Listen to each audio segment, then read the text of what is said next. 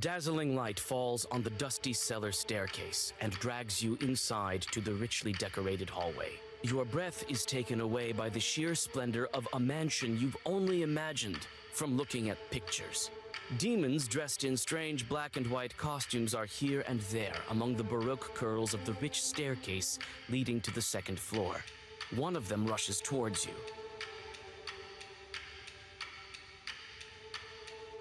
Okay.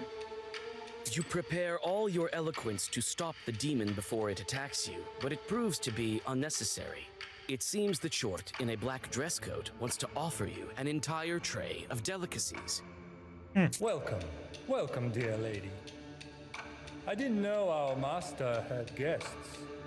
Oh, but put our service to the test.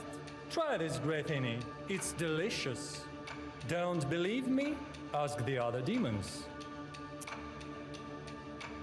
Okay, fair enough. You've never tasted anything as tasty as this. It seems that your strength is returning. If you need me, you only need to say the word. Wait a moment. Tell me, where's your master? Why, in his office, of course. Should I announce your arrival? No, wait. I will go myself. Let it be a surprise. What a joy to see such a nice young lady. Please forgive me if I'm speaking too bluntly. What kind of demons are you? Why are you dressed this way? This is the direct order of our master, and we quite like it, of course. Obviously, some may protest this, but me, personally, I'm very happy.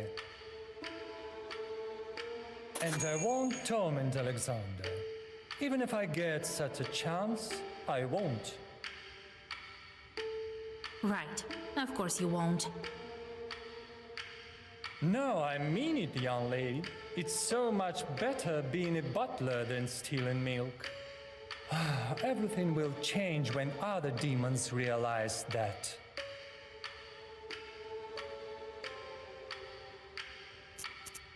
What do you have here on your tray? The best appetizers for our guests.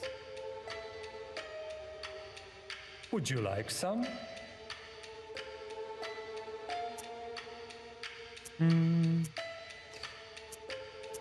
No, I'm not hungry. As you wish. If you need me, you only need to... Wait a moment. Tell me, Okay. I should start to seek out your master. Of course, young lady. You just need to follow this staircase. Atrium, a beautiful room in the center of the manor. Instead of ceiling, there's glass.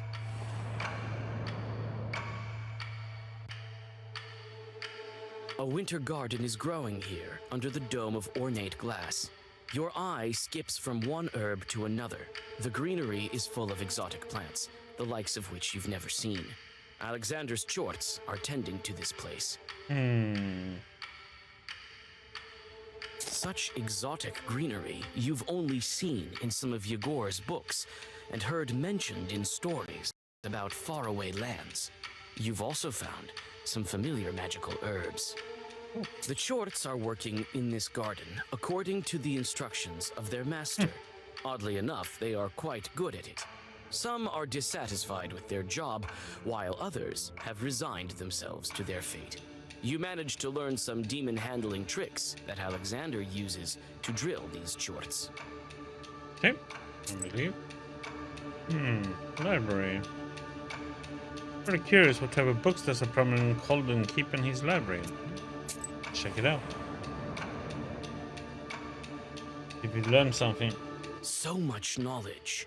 You wouldn't be able to find such a vast collection of books in your Izba, nor in the churches of Vilgert and Cherdin.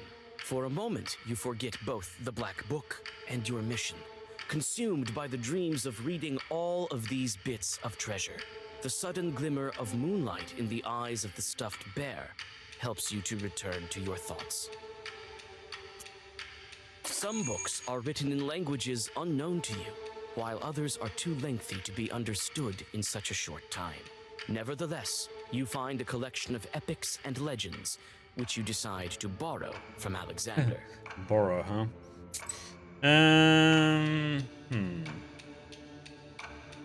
Oh, we have two here. Death of a Colden. The death of a Colden is one of the most timeless subjects of broken folklore. In life, a Colden is constantly alternating between the worlds of the living and the dead, so in death, his restless soul is unable to find a path to either. These beliefs are probably linked to the pagan concept of black shamans. Shamanism is native not only to Ugro-Finnic, but also to Slavic people. Oftentimes, a Colden pays for his deeds at the moment of his death. He is tortured by chords that he was unable to pass to his successor. A witch may have milk dribbling from her mouth, the same milk she would steal throughout her life.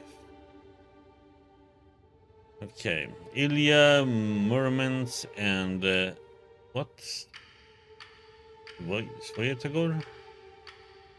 Echoes of the circumstances surrounding Colden's death and his inability to rest can still be found in Russian epics about Sviatogor. Oh, that's how you pronounce it? Okay. He could not be held up by the earth, so he and his horse voyaged to the mountains. The mountains could bear both of their weights.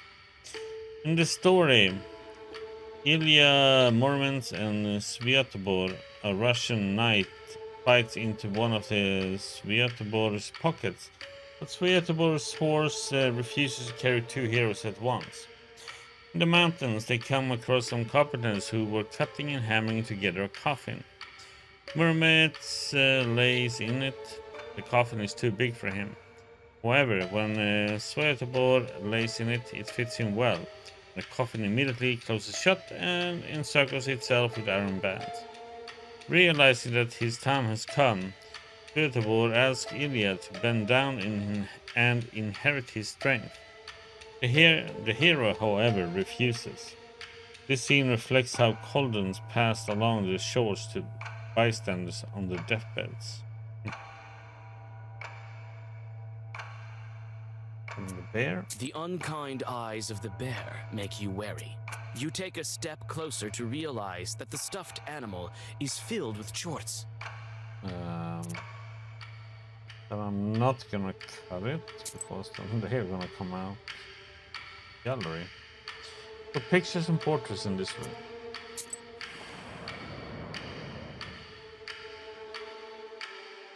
The walls are richly decorated with incredible lifelike portraits and landscape paintings more impressive than you've ever seen in your life.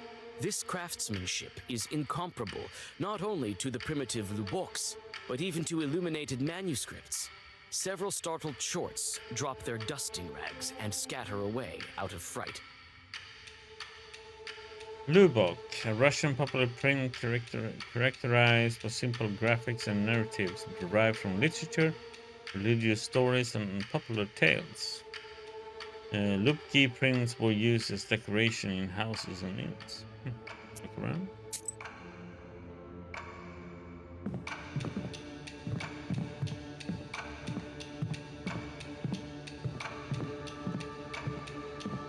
A lot of paintings, man. What the actual... Okay.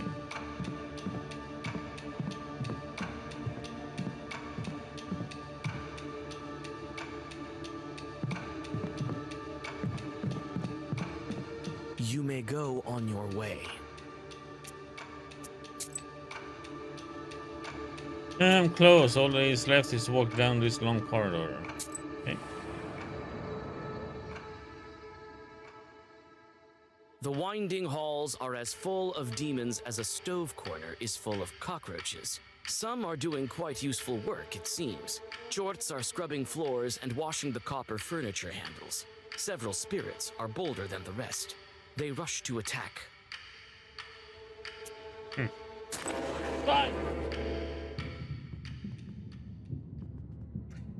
A puzzle battle, huh?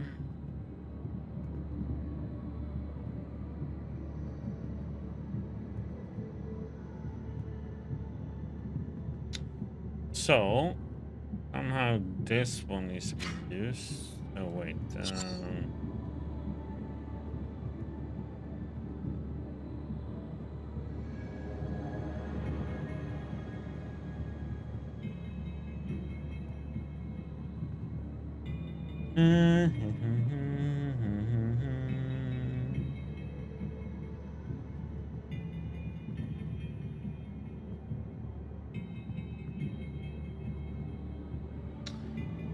So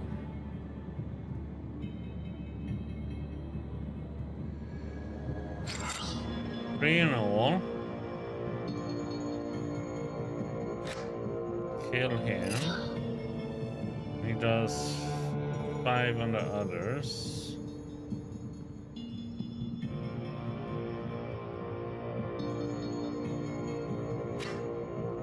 This one is the highest health, right?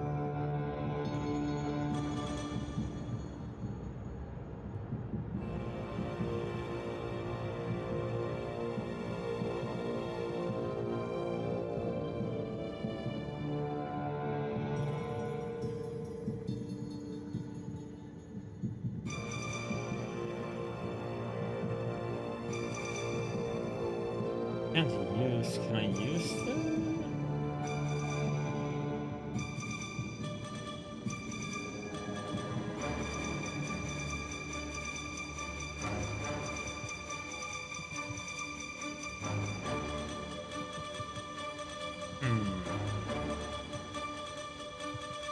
Should have this one, right? It must be this.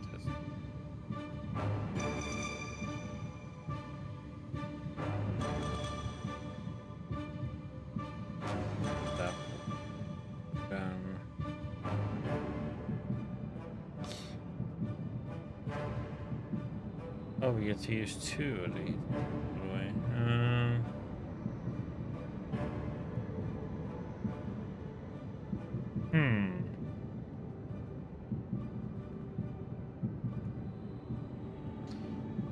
Six, 11, 18.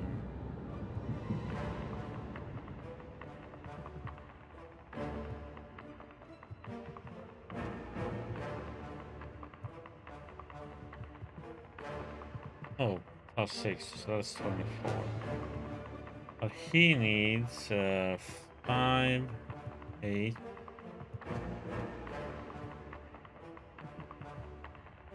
Needs 10.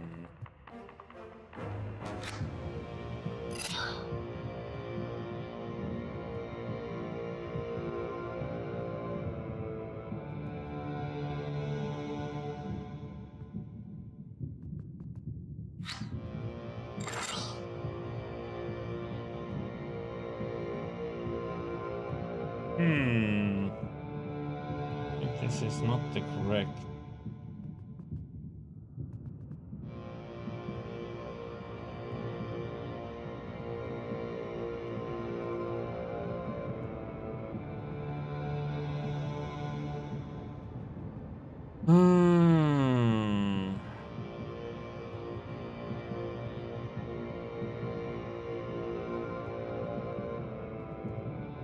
Maybe if we do this, he should kill. Yeah, let's try this.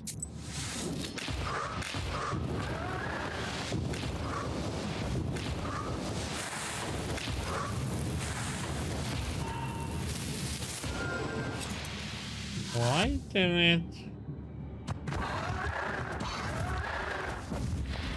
Okay. That worked. Okay.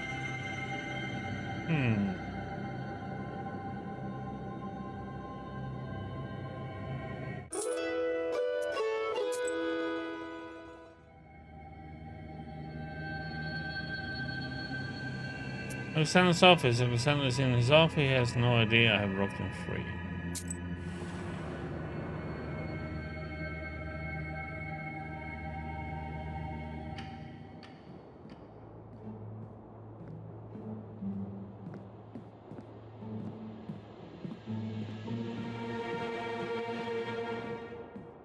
You enter Alexander's office.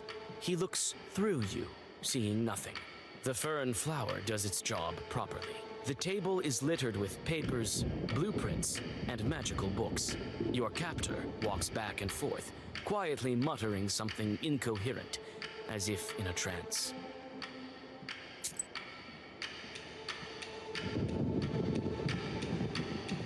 They look like Alexander.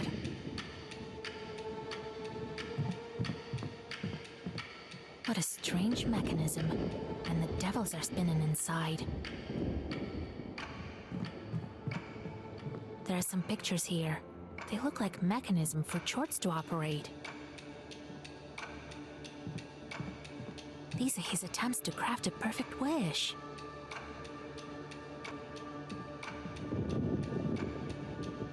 A big window towers behind Alexander. Directly under it is an iron fence with sharp spikes sticking up. I don't know such sorcery. Your captor nervously walks back and forth through the office, trying to come up with the perfect wording for his wish.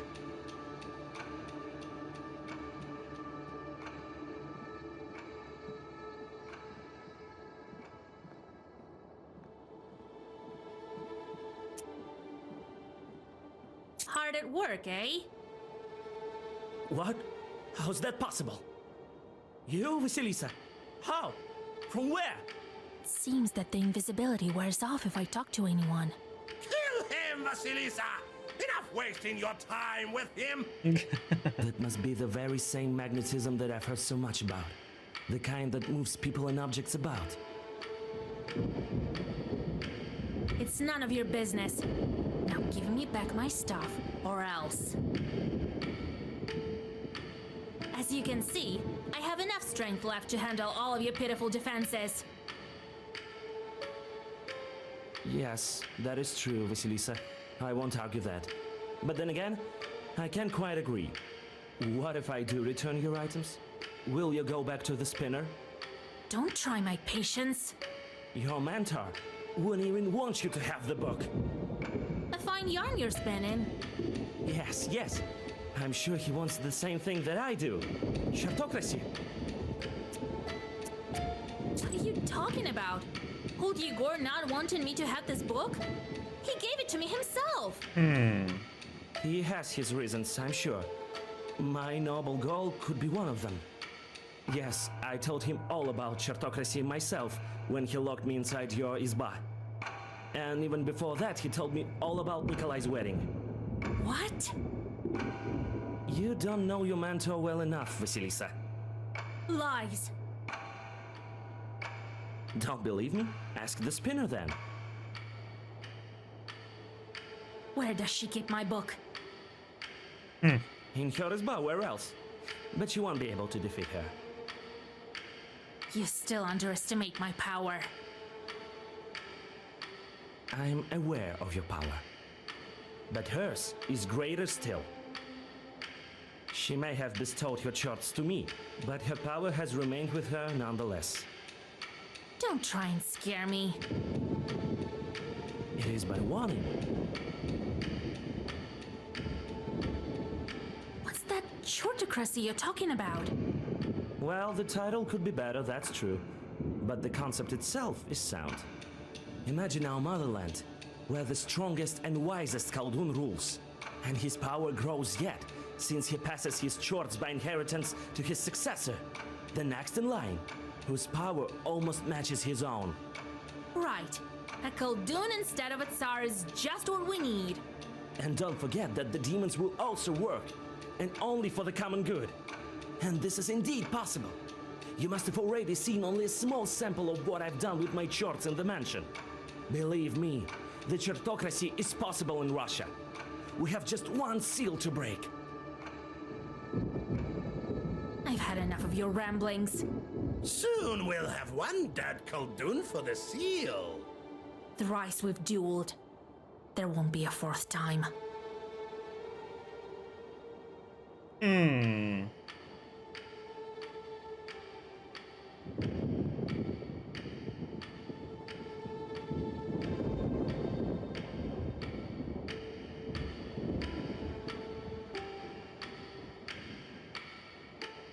Grab your pathetic book of spells and defend yourself.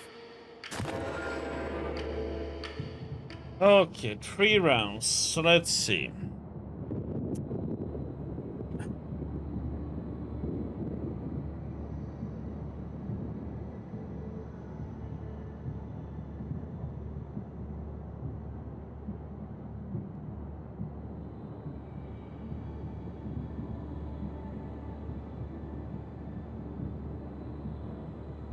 Okay, we have 2 swings. We have the waste.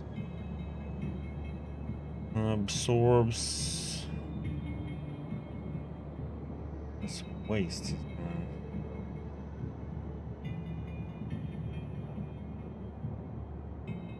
We are gonna have to use Shore. That's for sure.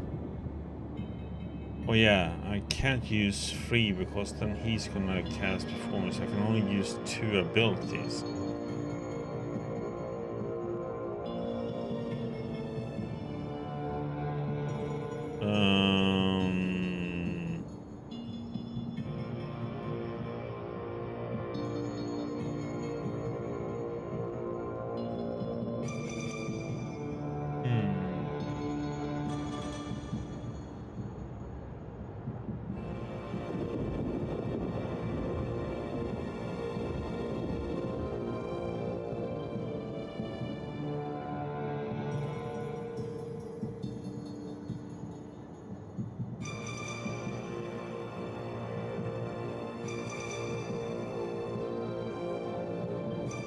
See, I don't need that one for anything, I think.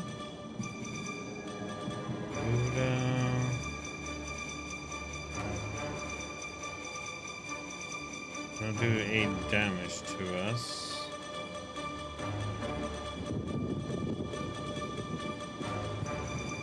This will reflect back to him.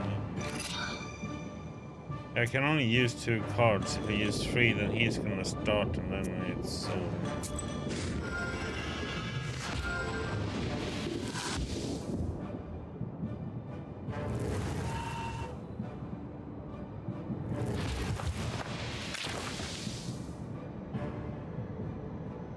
Okay.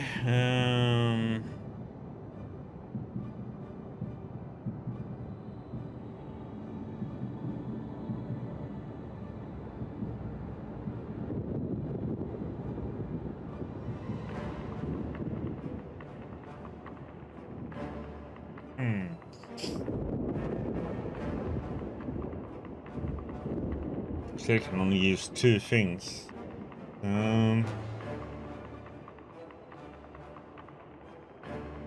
Curse is not a good thing to do.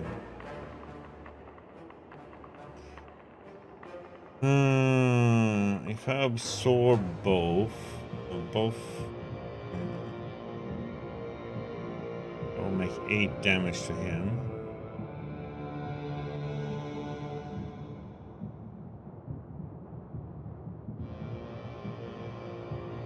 I use Cane.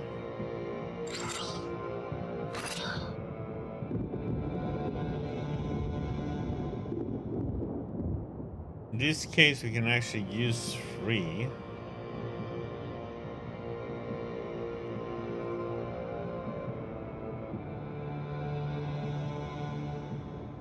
But I'm going to do 18.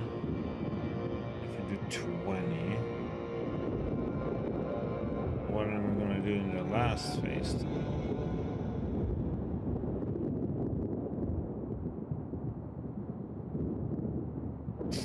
Oh yeah, I'm gonna add. He's gonna do 8 damage to himself. Unless, oh no, that one only takes 1, so that's 4. He's 21. This does 18. I'm missing 1 damage somewhere.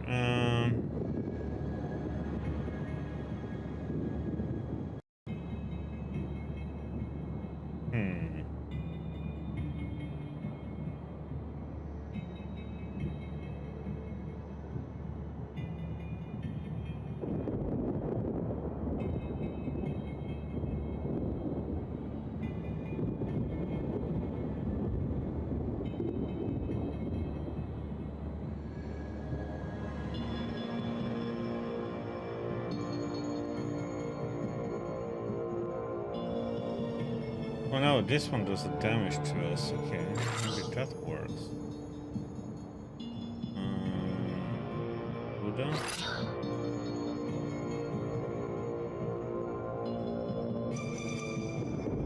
Before. Ah!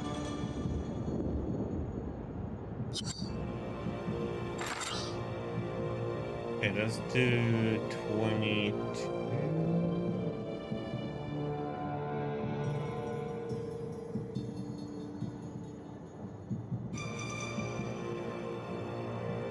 Get 21 to 24 then. The one hangs.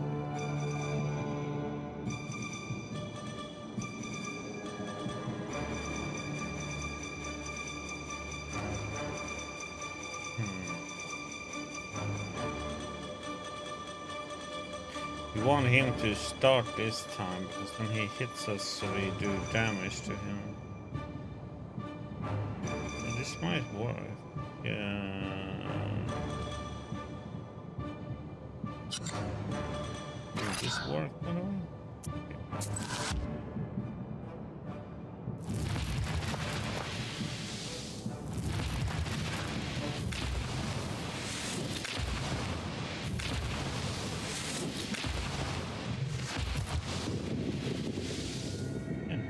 Did.